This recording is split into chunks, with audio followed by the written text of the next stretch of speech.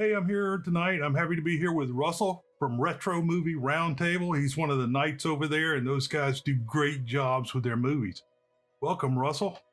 All right, John. Hey, thanks for having me on. We had a blast when you came on to our Inherit the Wind episode, so I am excited to come visit you on your show here. That was a lot of fun coming on the show. It was like, I think we talked an hour and a half, and probably could have kept on going if we weren't tired. That's how we go. We usually run about 90 minutes, actually. So it's Really? if you like those deep dives, that's what we do. I do. I hope to don't go that deep tonight, though. I was just noticing how prolific y'all are over there, and how I just watched the movie come out on my podcast player, and I'm so far behind, but I'm watching. Oh wow, they did that movie. Wow, they did that movie. We'll recommend that show, the Retro Movie Roundtable, to anybody out there that appreciates movies. There's some great information. Oh, well, thanks, John. I mean, we've been doing this since 2018, so we are having a blast. There are 5 hosts, so we give different perspectives each week. So it's not just me. It's, there are 5 of us. And great team over there. Yeah. Well, we're here tonight to talk about a film noir that's shot in color, which is one of the few, and it is Leave Her to Heaven, 1945. And so we'll just jump right in. What are your initial thoughts on this movie, Ross? I hadn't seen this movie before we covered it on our show, so I watched the movie Laura with Gene Tierney and Vincent Price in it. And they're in this movie, and to be honest with you, I really, really loved the movie Laura so much. Otto Preminger movie. It's a great movie. You should definitely check that out. Seeing that movie made me want to see more from Gene Tierney, and this was where she got nominated for an Oscar, and man, she was phenomenal here too. Vincent Price was great here again as well. And I had to say, my expectations of what we were going to get were completely sidetracked. I didn't know where this movie was going initially, and I did not intentionally read a lot about it. So I kind of went in blind, and doing that was really enjoyable. I had a lot of misdirection in here. I kind of feel the same way, because I picked up Gene Tierney at an older movie called The Shanghai Gesture.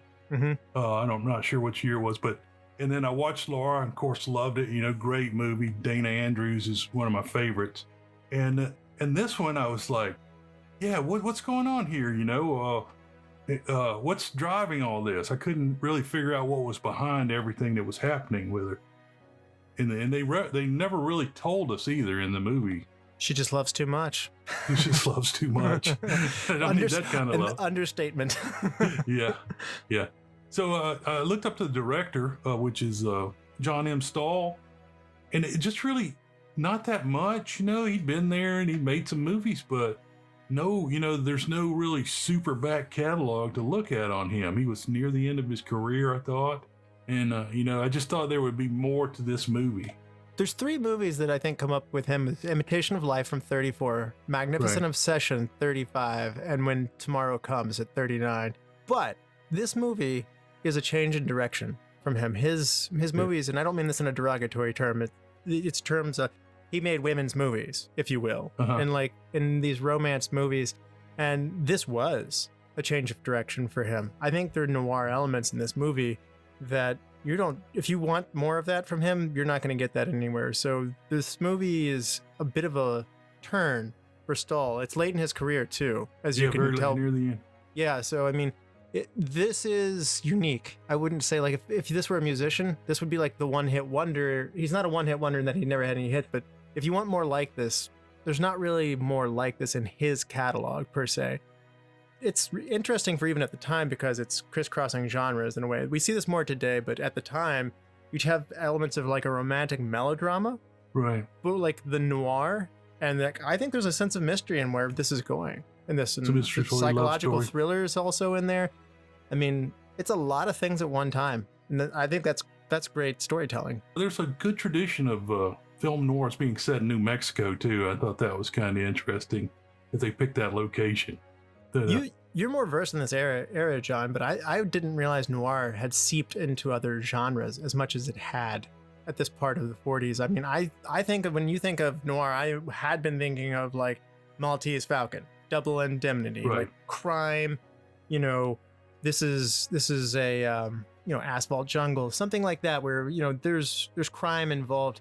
And this is not necessarily fitting that template, but I mean, we just covered Treasure of the Sierra Madre. Yeah. There are noir elements that come into the Western side, and as I'm reading and doing more homework, I'm discovering noir was so big it just started to permeate other elements. So here we are in this romantic drama, or melodrama, if you will. I think I realized finally how big it was when I did a gothic noir called Dark Waters, set in a swampy plantation in Louisiana somewhere. But so I've been looking at noir and trying to look at it a little differently, because going to my archaeological background, like a pottery kind type will show up, and it won't be the dominant type, and then eventually everybody's using it, then it tapers off. And I'm starting to look at film noir on a much longer continuum like that, and seeing like, ooh, they were really doing it way back here, and they kept on doing it to way over here. So kind of a different thing. But I love that parallel. That's a really good point. I mean, and I'm discovering that as well too. So the farther you go into it, the more that it seems to permeate. And I like this place that it is, because the psychological drama side of it, I mean, just shooting it in Technicolor, like this doesn't feel like a noir. It doesn't have those high contrast, what they call low-key lighting, where you get these really dark colors. We just covered The Third Man. It's one of the blackest movies you'll ever see, and it's gorgeous. It's a beautiful movie, really amazing movie. I highly recommend that one as well. But I mean, in that one, you have this look of noir, if you will. Yeah. This doesn't have that. Everything's really bright. It's almost too comforting, if you will. It's almost too perfect. There's another one called Niagara with Marilyn Monroe, and it's a color noir, and people, they don't want to accept it. They can't believe it's real, you know. And but it is. It gives you almost instead of like that dark foreboding, like, oh, this is going to turn out pretty well. They'll have a happy ending at the end, you know, and just go away together and live happily ever after, because you expect that out of a color love story. I mean, this movie had me enchanted with it at the beginning. I loved it. When we meet Gene Tierney on the train, she is just, she's very charming. She's like, I mean, it's almost too good to be true, so to speak. I mean, a woman who's wealthy, of this stature, and gorgeous. I mean, you know, looking across, striking up conversation, and seemingly falling head over heels for him. I mean, at the end of the day, there's some major red flags. I mean, she's like, you look like my father. It's weird that you want to be with a man who looks so much like your father, but that's you're willing to call off your engagement to be with this guy, so to speak. I caught that one line when she said that, and I thought, well, that's not good. Yeah. You know?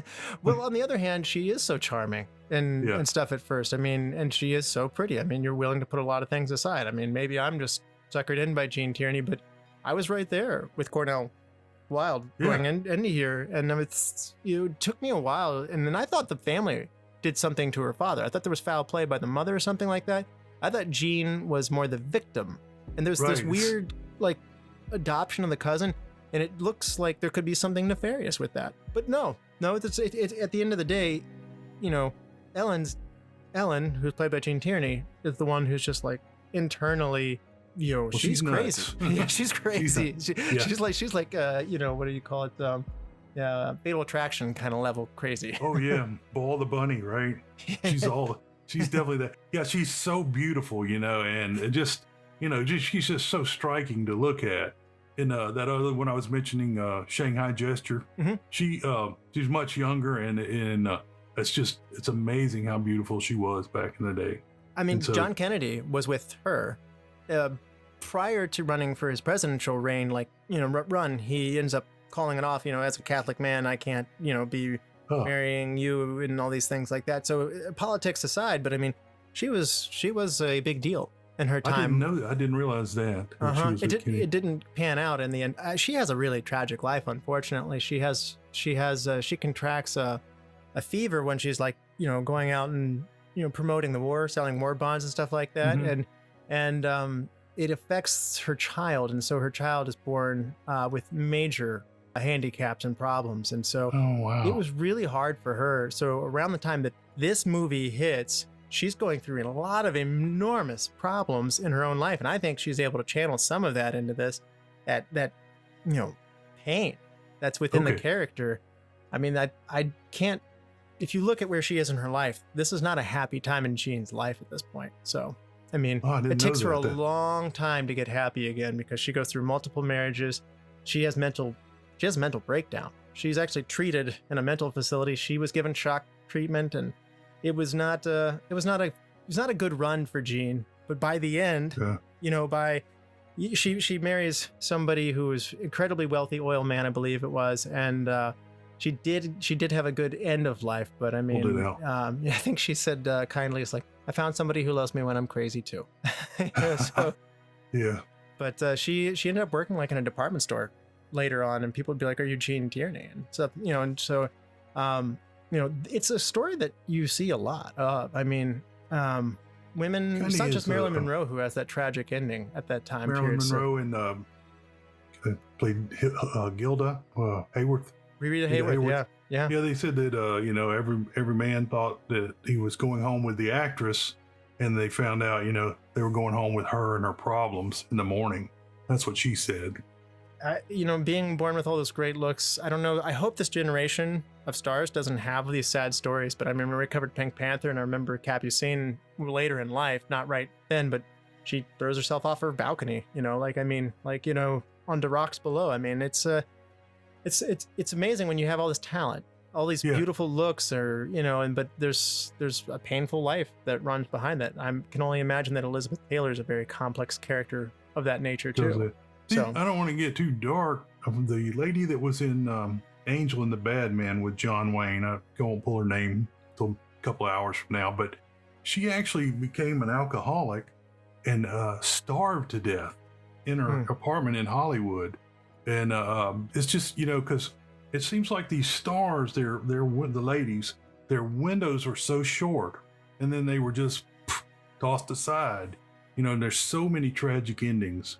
You got 80-year-old Harrison Ford out there still playing Indiana Jones, but Karen Allen can barely get a scene in there. I love Karen Allen. She's great.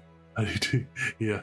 Well, let's just press on a little bit. That was set up on the train. Immediately I thought like, oh, is this Strangers on a Train? When they first met. And she's reading the book with Cornel Wilde's picture on the dust jacket.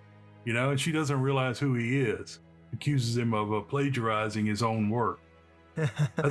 She says the book's not very good either, which I particularly like. She never really, at no point does she really like his writing in this movie. Yeah. And Cornel Wilde, he's a great actor. He was in a few film noirs himself. A lot of those tights and fights movies, and he really had an amazing career.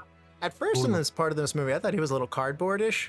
But I gained a lot of respect for him in the back half of this movie because he demonstrates a lot of character transformation. Yeah. In this, he's a broken man where he basically loses his child, and by the time he loses his brother, and this woman has taken so much from him, and he's he's damaged, and you see how broken he is at the end. And I had to say, especially upon subsequent rewatches, I was like, wow.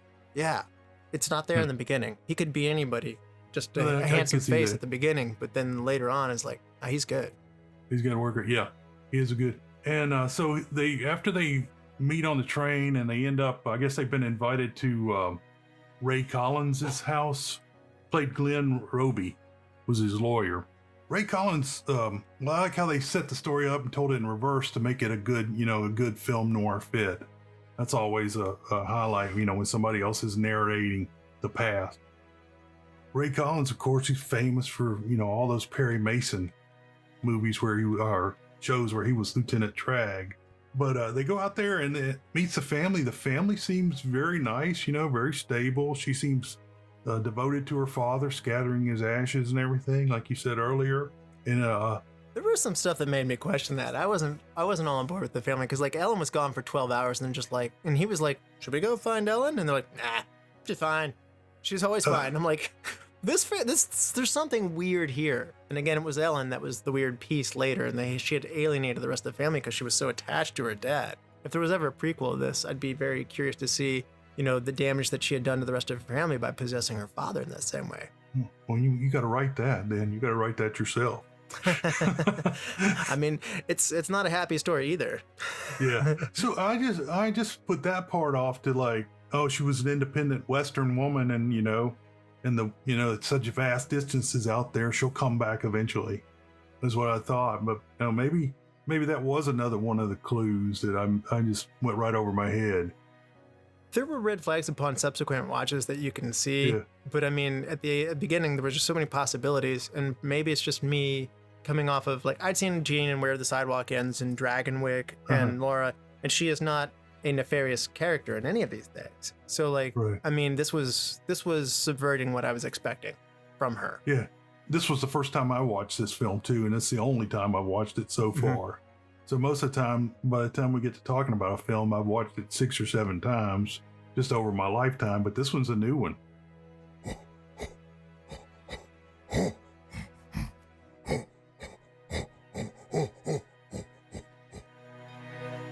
So then Vincent Price, who's always great, you said he was in Laura.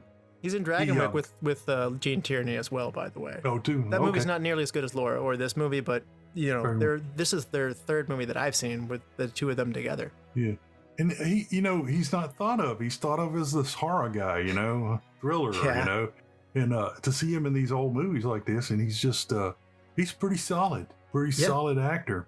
Not what you think of as what he would later become known for, but he's definitely good as that lawyer politician character in here.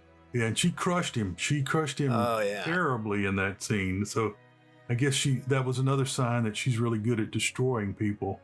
That was perhaps some signs when she was so cold and breaking that off. It wasn't like, hey, I met this other guy and I really love him. It was just, there was a coldness in how she just cast him away.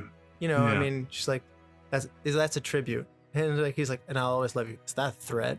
Like, I mean, like, there was something unusual how all that was going. And in fairness, he was being very political about, like, asking her to wait until the fall to call off the wedding. But in both ways, none of that felt natural. And so again, there's this unease building in you as a viewer. You don't really know Gene's character Ellen's bad until I think it's at the doctor, and she's asking Danny not to come to the back of the moon, the two of them, because she does not want any company around at all.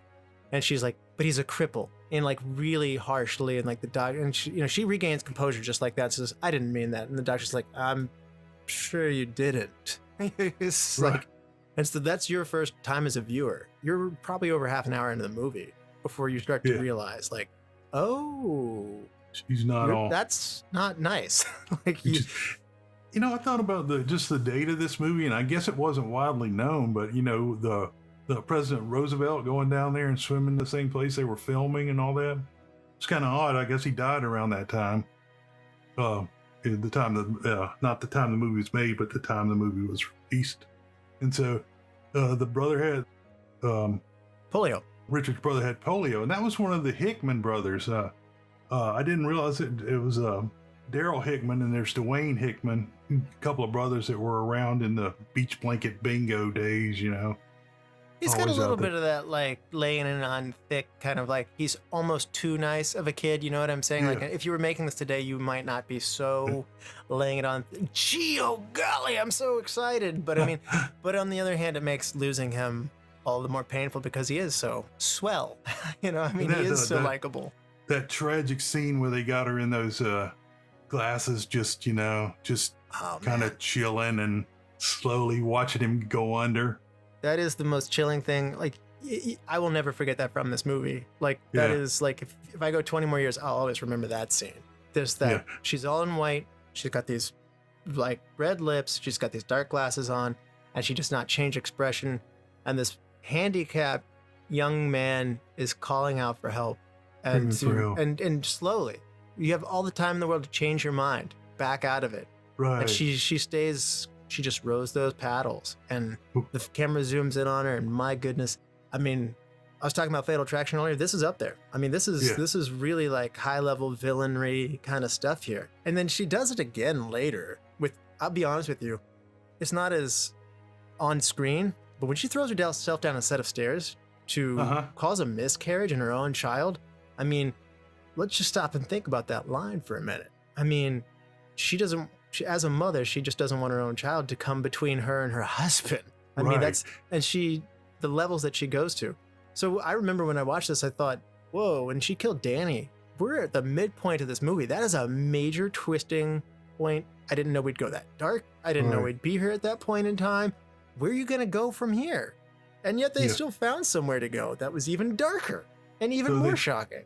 She started to have the baby because she wanted to keep her husband happy after the loss of Danny, and then she kills the baby intentionally, and then drives the Chill Will character away, which is the handyman or whatever.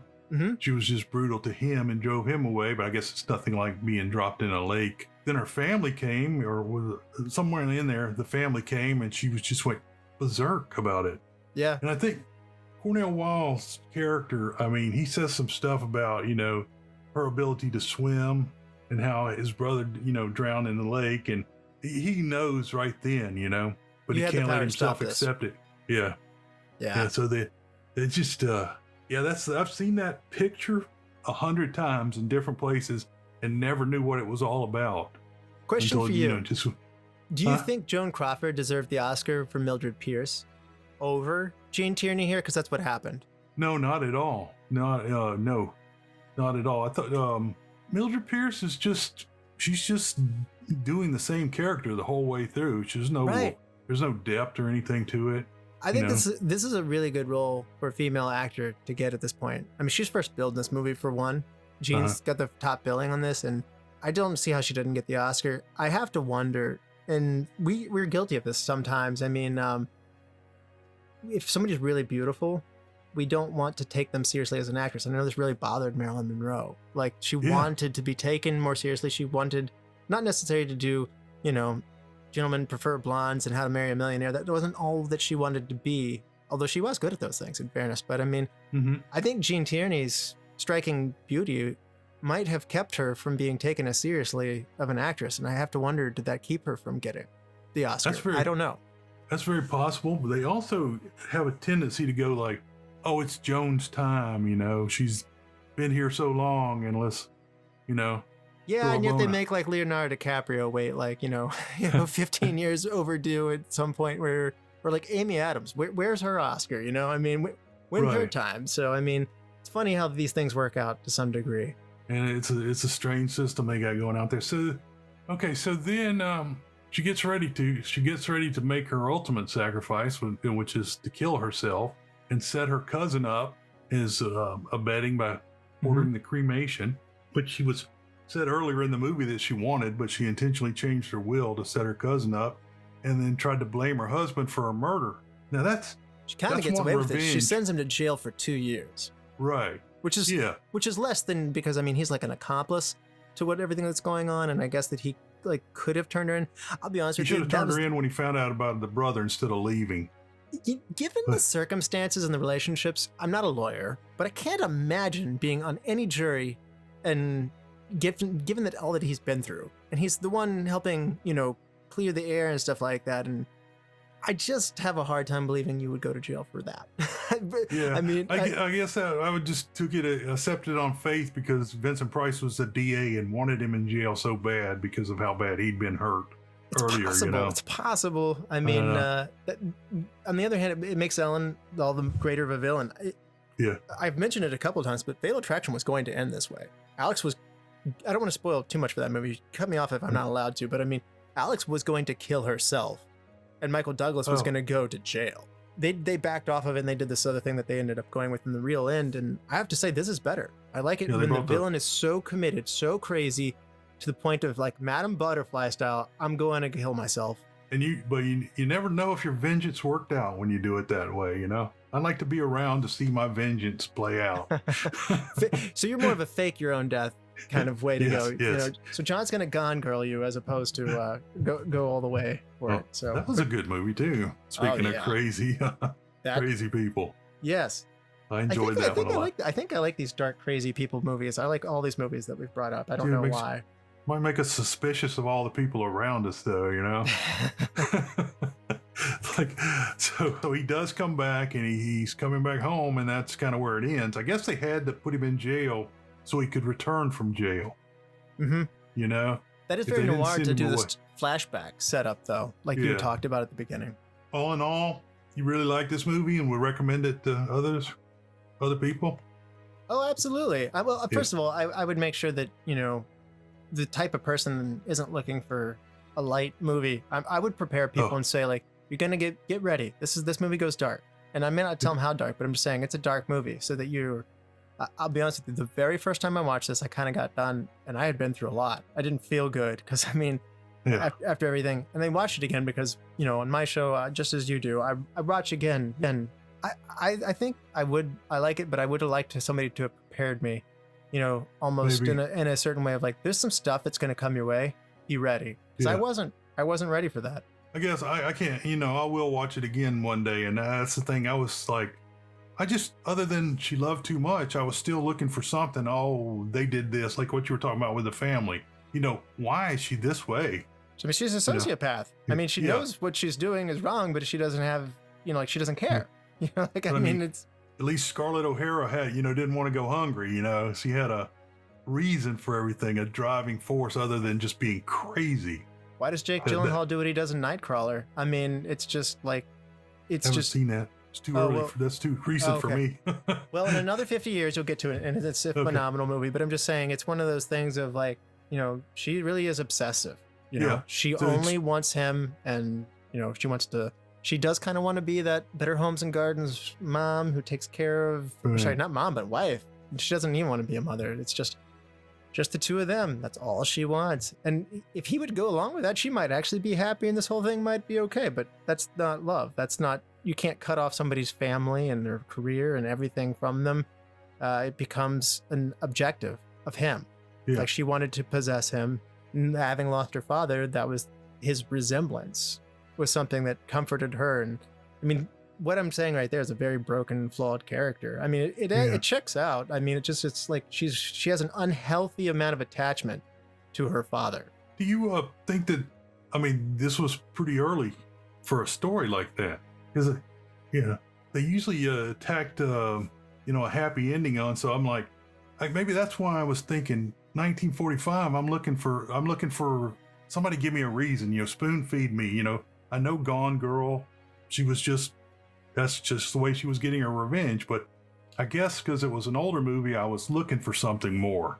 That's why I came off of it like, Well, you're right.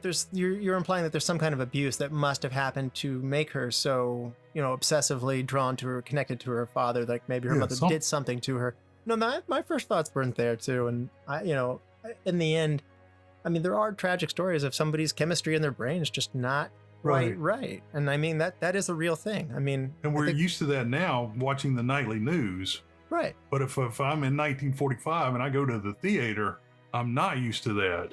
No. I would come out of that numb, like, oh, what just happened? Well, the war just ended too. You're on a high note. Everybody's feeling pretty good here in 1945. And then we dropped this Ben Ames Williams adaptation on people. Yeah. And it's like, hey, we won the war. Everybody's happy. Baby boomer babies. Let's get on. And then like, leave it to heaven. Yeah. It's like, we're gonna bring you down a few notches here.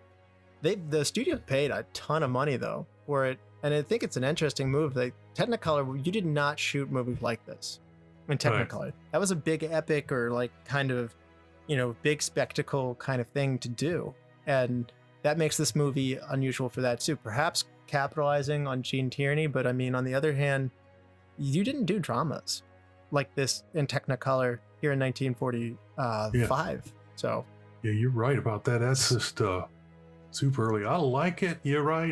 It does need to come with a warning, to watch this movie at your own peril, because you'll be sad when you come out of the end of it. It's going to be heavy. Even the Shakespearean line, I don't have the exact line in front of me right now, but the Leave Her to Heaven title says that's the degree. This is a truly wicked woman, the character to let God deal with her. It's a lot that he's been through on the other hand too, though. Sorry for not having the quote in front of me, but no. What else are you working on now? You guys are going at full speed. On our show, we cover everything. Yeah. So, retro just means 10 years or older. Retro probably technically means probably a little older than 10 years, but, and it probably doesn't go back. At some point, movies technically become vintage or classic, but we cover everything. we'll go back to as far as the silent movie era. So we've done movies in the 20s, and we've done movies as new as 2014. So I mean, it's everything and in between. I try to treat it like a video store. You know, everything that we do, you know, we want to have something for everybody. We want to hit all the eras. We'd like to hit all the major actors. So it's a big task, and by leaving it open, it enables us to expand our views and to go forward. Each of us on the show has our own specialization. For instance, with me, I like a lot of the older movies better, and I like a lot of the comedies. But you know, Brian's Mr. Crime. You know, Chad's Mr. Horror. You know, I mean, each of us come through with our own set of things that we really like and are looking for, and that helps us cater to each episode, so we're able to cover a very wide range of eras and very wide range of topics. So it's a lot of fun, and I love doing it to meet other people. So if you're listening to the show, we love to have guests come on, and we love to have people like you, John, who just love movies, because it is so much fun to meet people who not just watch the movie and said that was good, but really just appreciate the whole thing of it, how it was made. You know, I mean, picking up the details. Yeah, I know. It's so much fun. Yeah, I know the Breaker Morant came across the other day on the feed, and I was like, wow, that's a great movie they're doing, you know? And that's another movie that needs a little disclaimer. Get ready for, you're not gonna leave the theater feeling good on that one either, but it is a great movie. Yeah. Well, so I really appreciate you coming on, and I've been wanting to work with you guys again, and anytime I think for sure, John. We'll definitely get you on there for sure. Yeah. I think Brian would like to come on and do a war movie with you at some point. That'd be great too. Yeah, I'm like, I need to write him back, but so yeah, I'd love to come on y'all show again. You can come back anytime you want on mine, you know, and we'll do it up. We'll find another movie that I know we're hitting the good ones. We're hitting the good ones between us, and so we'll look around and find another good one somewhere. Oh, absolutely. And if you wanted to hear more from Leave Her to Heaven, we did an episode on that on our show. We did Laura, which also has Gene Tierney. We mentioned it. Brought up Strangers on a Train, I think, earlier. We covered that one. So, I mean, we really are on the mission to cover all the great stuff. We try and avoid the bad stuff when possible. Right. Well, that's what I like about retro or classic movies. You know, you've let it be filtered, you know, and for the most part, you'll get the decent. Absolutely. Every once in a while, you'll find one that they missed. I really like your show too, John, because you know, when I go through and scroll through, there's a lot of movies I haven't seen, many I haven't heard of, and it's really cool to be able to have the, you know, as a mechanism to go forward and find things on. So I really enjoy listening to you on your show as well. Well, appreciate it. Well, Russell, anytime. Thank you very much. I'm going to keep it short tonight because, you know, I'm an old guy. I got to go to bed. I can't stay up this late. Sorry, I started it late so I could get my little man down to bed. He goes to bed late. It's perfect. But yeah, I appreciate it. And we'll talk to you very soon. I'll be in touch with you about this. Absolutely. Thanks, John. Okay. Thank you. Bye-bye.